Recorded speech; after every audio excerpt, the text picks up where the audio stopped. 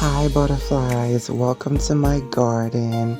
Don't forget to like, comment and subscribe.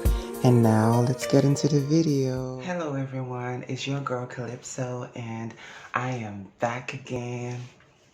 I'm back, I'm back, I'm back again, I'm back again, I'm back again. Oh god, I know that might be annoying to some people, but I love it, okay? So bear with me. And if you're new to my channel, don't forget to like, comment and subscribe. Leave a comment and let me know where you're from or what you think of my presentation. So, by the way, what do you think about this hair? I'm just experimenting with different things and yeah, I feel very so I decided to go with a little, head scarf with a hint of my natural fro and everything. I feel very Alicia Keys, a little Erica Badu, and maybe just with a hint of Janelle Monáe. Okay, let me know what you think about this. Yeah, I love it. I love trying different things and just, feeling my oats, if you may. Okay, so without further ado, what I'm going to talk about today is I'm going to touch on another trans pioneer. And this is just to further prove that we've always been around, regardless of whether you want to accept our existence or not. We've always been around. So shout out to all the TERFs. Shout out to all those people that don't think that trans existence is valid and it's just a trend. So we've been around, okay? So today I'm going to be discussing one of this one right here, this is a colorful character, and this is no other than Miss Lucy Hicks Anderson. Yes, when I tell you something, this girl, this girl, let me not say girl, this woman right here, she was something. I'll tell you that. She definitely was something. I enjoyed reading about her, and there were some sad elements in her life, but I don't know, I could just feel her spirit, I could feel her sass, and I could just feel her vibe. And let me tell you something, okay? She was a bad bitch, okay? She was a bad bitch, okay? I'll tell you. So, Miss Lucy Anderson, she was born in Waddy, Kentucky in 1886. 1886. Just let that sink in. 1886. This is not the 1900s yet. 1886. So there's no record of her specific date of birth. So we just know that she was born in just the year. So it's just 1886. That's pretty much also on the record because I searched extensively and it was so hard to find anything. So I'm just going to assume that there weren't a lot of record keeping in the 1800s. I don't know. I wasn't there. Maybe I was. Anyway, so just like Christine, I'm not going to be releasing her birth name because, I don't believe in dead naming people. Although I did, dead name Caitlyn Jenner. However, that was in context, okay? I had to read that woman. I had to read her Miranda rights, so that was in context when I recalled her previous identity, okay? Anyway, so with Lucy, from a very early age, like with most trans people actually, from a very early age, she was very adamant that she wasn't male. She was very adamant from a very early age. No specific age though, on record, but it was said from a very young age. So I'm going to go take a wild guess and assume that this was before she turned even 6. She was very adamant that she wasn't male, and she told her folks that she would be wearing girly clothes to school and she would go by the name Lucy. Thank you very much. Imagine that in the 1886, in the 1800s rather. This is before the term transgender was even in existence, so I'm sure her tenacity and just the courage and the backbone on her, it was just so, you can't help but admire that. But anyway, even from a young age. So, like I said, she was a bad bitch and she was a natural born bad bitch, okay? Anyway, so the doctors, her parents, obviously, you can imagine they were very confused and thrown off by, their child's, brazen approach to their gender identity. So you can imagine they were. So they did take her to the doctors, and the doctor actually, kudos to whoever the doctor is, the doctor encouraged her parents to accept their child, you know, you know, accept the child and raise her as a girl, and they did. So kudos to the doctor, whoever that doctor is, because even in 2021, there's still a lot of people in the medical field that still, don't believe that we are valid. No names necessary. Use your own research and find them. But anyway, so kudos to the doctor and her parents, they kind of followed instructions and they went along with it and they raised her as their daughter. So I guess Lucy, automatically, Lucy was born, I guess. And however, at the age of 15, Lucy dropped out of school. I wonder why. Doesn't say why, but it's not very hard to take a wild guess as to why she dropped out of school. But she dropped out of school and she supported herself as a domestic worker. So, cleaning, all of that. So she was a domestic worker, and that was how she supported herself as a school dropout at the age of 15. And 5 years later, at the age of 20, she headed west to Texas. Technically, Texas is in the South, isn't it? No? Anyway, so she headed west to Texas, where she worked in a hotel as a maid.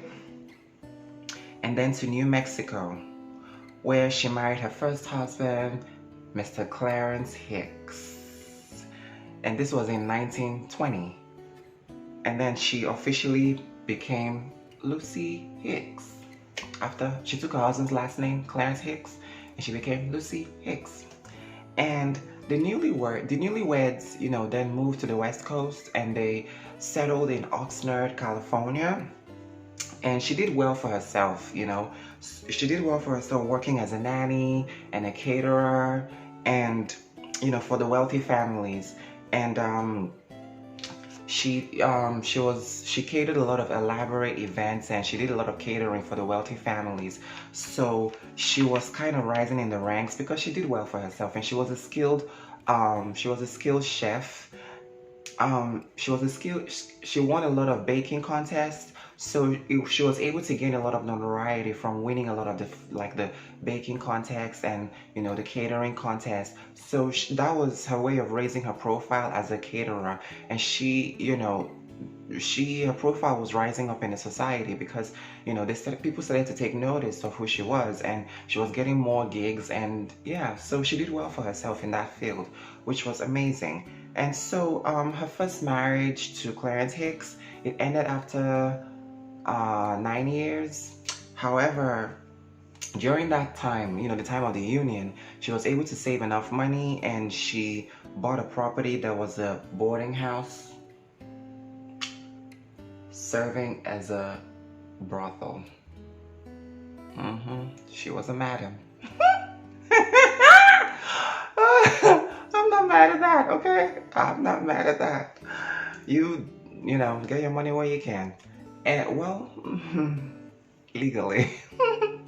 But I think at this time, owning a brothel wasn't illegal as well, but I think there were regulations to follow. So, kudos to her. So she wasn't technically doing anything illegal by owning a brothel. However, the illegal stuff that she did was she was selling liquor. She was selling illegal liquor, and this was during Prohibition America. So for those who don't know what Prohibition America is, this was the 18th Amendment to the U.S. Constitution, which banned the manufacture, the transportation, and the sale of intoxicating liquors. And this was from the 17th of January 1920 to the 5th of December 1933. So, but she did sell illegal liquor in this boarding house / brothel, and so that was the illegal thing that she was doing. However, this is why I say she was a bad bitch, okay? Oh, by the way, when I say bad bitch, I mean that in the highest of respect, okay? It's a slang. It's a slang. It's not a derogatory comment in my context. Anyway, So she had a double-barreled reputation. Like Lucy Hicks, she had a double-barreled reputation. And what I mean by that is, you know, she was a madam in this boarding house. She was a madam. But at the same time, she was also a well-known socialite and a hostess for like lavish, wealthy upper echelon soirees. So, because she had done well for herself in the catering field, so she was getting gigs to host, you know, all the upper echelon soirees and parties for the rich and wealthy. So her profile was, she had a bit of a high profile in the county society where she was stationed at, or where she was based out of. So she had a reputation there, and so as a result, this made her a bit of a socialite, if you may, because she was always getting into the biggest parties, the lavish parties. So she was probably the one catering all those events and everything. So therefore, it kind of gave her access to the wealthy. So, and helped her to make connections. So, and these connections that she made in the high places, she used those connections to avoid getting jail time for the illegal sale of the liquor that she was doing. So she was street smart, you know, in the way she was street smart, street savvy in the way she handled her business. Okay. So, for example, according to scholar, let me just check my notes real quick. According to scholar C. Riley Snorton, I don't know if I'm saying that name correctly. Like, forgive me if I butchered it, but yeah. Anyway, according to that scholar, C. Riley Snorton fella, Charles Donlon, who was the town's leading banker, he promptly bailed her out of jail after she had been arrested because he had scheduled a huge dinner party, and he was genuinely afraid that if she wasn't there to handle the party, that it would have been a disaster, you know, in her absence. So, yeah, she was something. She was definitely a force to be reckoned with, because for you to have that much pull where you get bailed out of jail almost immediately after being arrested for the illegal sale of liquor by an affluent leading banker in the town, because he has this party and he doesn't want your absence to ruin the party, the possibility of your absence ruining the party, that's my kind of girl. Yeah. I feel like if I had known her, we probably would have been friends. I'm sorry. Yeah, we probably would have been friends. Not saying that that I fully understand all the choices that she made, but I also have to put it in context of the time period as well. So, and gosh, what I mean, and excuse me.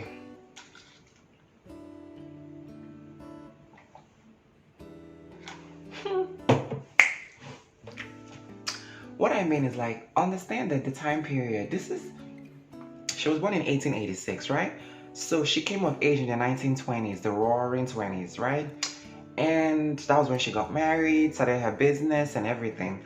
So understand that this wasn't just a black woman in that day and age, where this was before civil rights movement, by the way. This was pre-Martin Luther King, pre-Malcolm X, and pre all the civil rights, you know, black liberation movements. So this was not just a black woman in that day and age. This was also a black trans woman. Like, being black it wasn't trendy. It was hard. It wasn't trendy the way it seems to be these days. It was hard enough being a black woman. So imagine being a black trans woman, and she had such audacity, she had such tenacity and gumption, and not to mention she had that kind of serious pull. I mean, come on. Do I need to explain any further why I think she's a bad bitch? Or can you all figure it out for yourselves?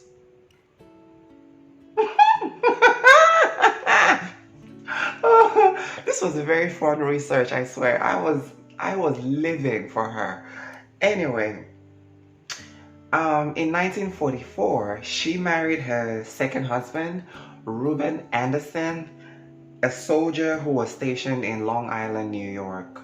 And she officially became Lucy Hicks Anderson after her, I guess she kept the first husband's name, and then when she married the second husband, she also took his name, you know. So yeah, note that also another thing to note is that throughout this whole period, right, nobody ever doubted the fact that Lucy was biologically female. Nobody doubted that. So I guess in a way she was kind of stealth, if that was even possible during that era. Like, how did she pull that off? Like, maybe she was just very I don't know, maybe she was just very convincing. This is why I say femininity sometimes. I feel like femininity doesn't necessarily have to do with clothes and makeup and fashion.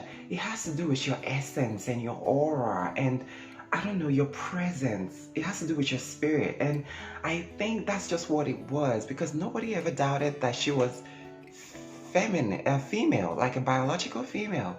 Nobody ever questioned her femininity. So, I mean, by pictures that I've seen, she wasn't a very conventionally attractive woman, but she must have had something. Like, it had to be her essence and just the very spirit of who she was, her very presence, because nobody ever doubted that. So nobody had questions about her gender at all. Or maybe this was also because in that era nobody knew any better, so they just assumed that she's a woman, she acts like one, she looks like one, she talks like one, she dresses like one. So I guess it must be a woman, even though she never had any kids and she had been married and this was a second marriage. But I don't know, I wasn't there, I'm just speculating. So although, you know, given that nobody ever doubted it, I mean, come on, her husbands must have known. But we won't get into that. But her husbands must have known, come on. The first one, she was married to him for 9 years. I mean, he must have known that he was okay with it, clearly. Excuse me.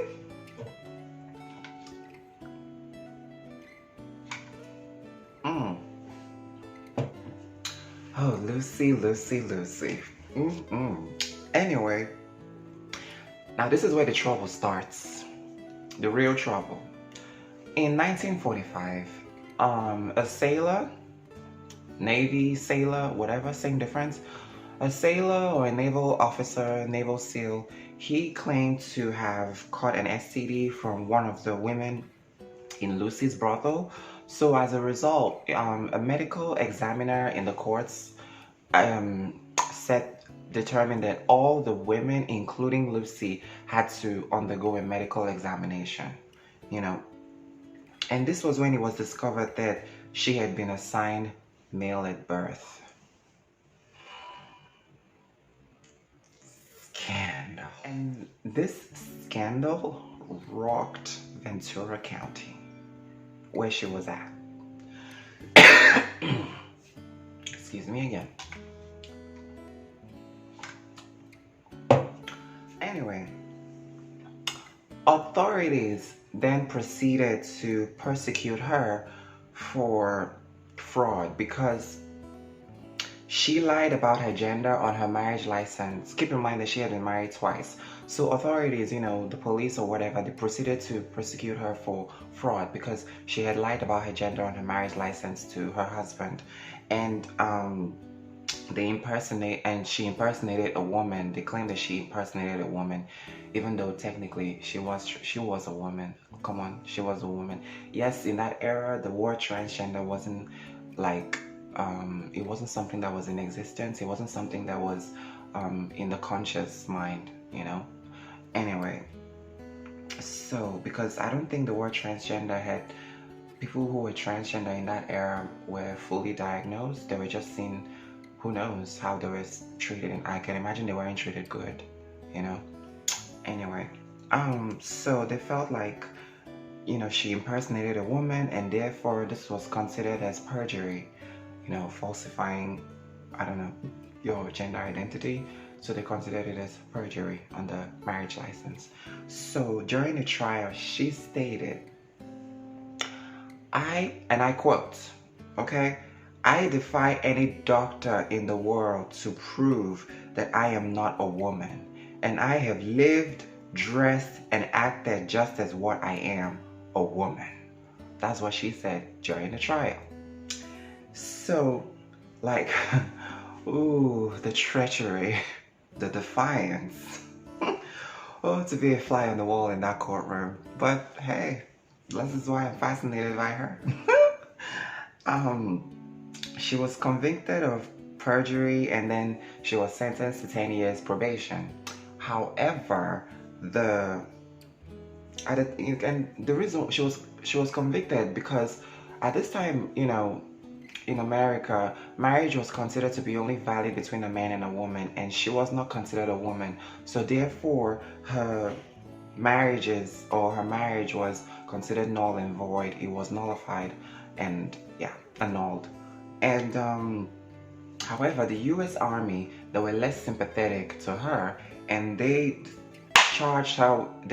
First, they charged her with failing to sign up for the draft or register for the draft. However, she was able to prove that at the time of the drafting, she was too old to register. She was past the age where she could register for the draft. So that case was dismissed. And then they also charged her again with another fraud because she was receiving and claiming her husband's GI benefits. Now, her husband was a soldier, so the wives of soldiers and military, they got financial allocations and financial support from the government, and so she was receiving and claiming her husband's financial the GI benefits and the GI checks, and she was claiming those checks and cashing them. Can you blame her? It's her husband. She put in the work, okay? And so she wasn't considered a woman, and therefore her marriages were considered a sham. So this was the grounds that the military was coming from when they charged her with fraud. And however, she strongly felt that her lived identity was a lot stronger than what her marriage certificate had stated. But they were found guilty and they were sentenced to a men's prison. Yeah, they sent her to a men's prison, she and her husband at the time, well, her husband Reuben. And she was also forbidden to wear women's clothes. So, yeah, I didn't like that part, but it is, that was just the era, I guess. So, and after they were released from prison, Lucy was banned from Oxnard, California, Ventura County, whatever. She was banned from returning back to, the life that she had created for herself. And considering that scandal, at first it rocked the county, I'm surprised that she wanted to go back. But she was banned from returning back to that county, and the police chief who banned her, he threatened that if she came back, that she would receive further persecution. So that's like, okay, you don't gotta tell me twice. So she decided not to go back to that county, and then so she and her husband Reuben, they relocated to Los Angeles, where they lived a quiet existence until her death in 1954. She was 68 when she passed away. So, I mean, she lived an exciting life, I'm not gonna lie, but it's just the way it ended and just the way she was forced out of everything. I mean, look, kudos to her for the courage and just the audacity to be her authentic self, and so I can never take that away from her. And her legacy, is still very relevant to this day, because a handbook of LGBT elders calls Lucy one of the earliest documented cases of African American transgender people.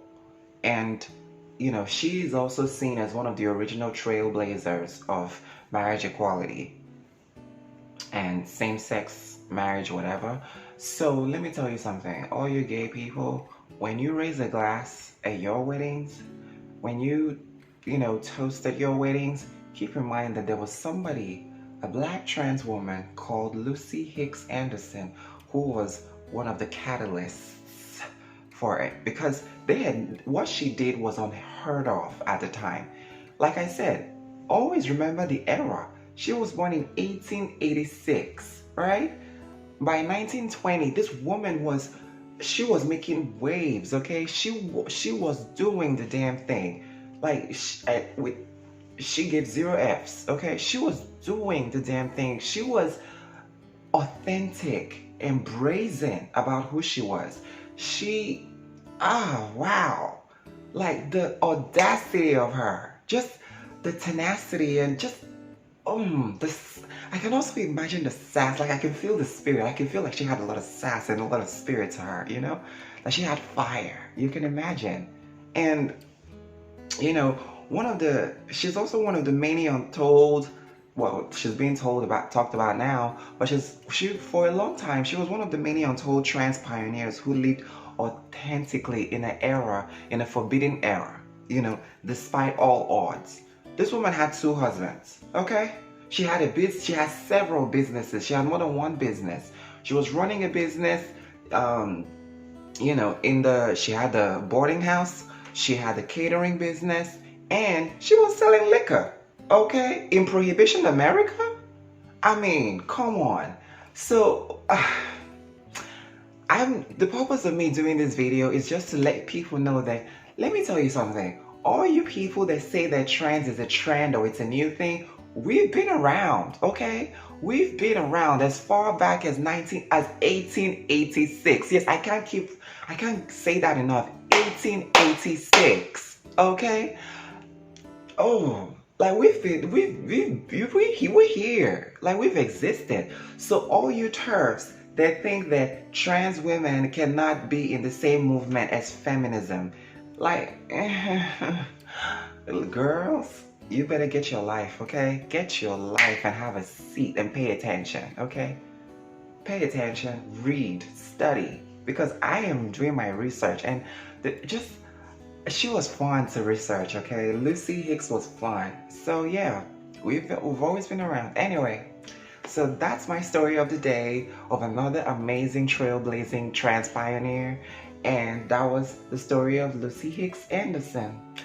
And thanks for sticking it out with me and watch me and all my craziness and running my mouth. But it's a good story though. And I'll see you in the next one. So protect your energy, be kind to one another, spread love, you know, keep the peace, and just be safe out there, okay? Bye. Mwah, mwah, mwah, mwah, mwah.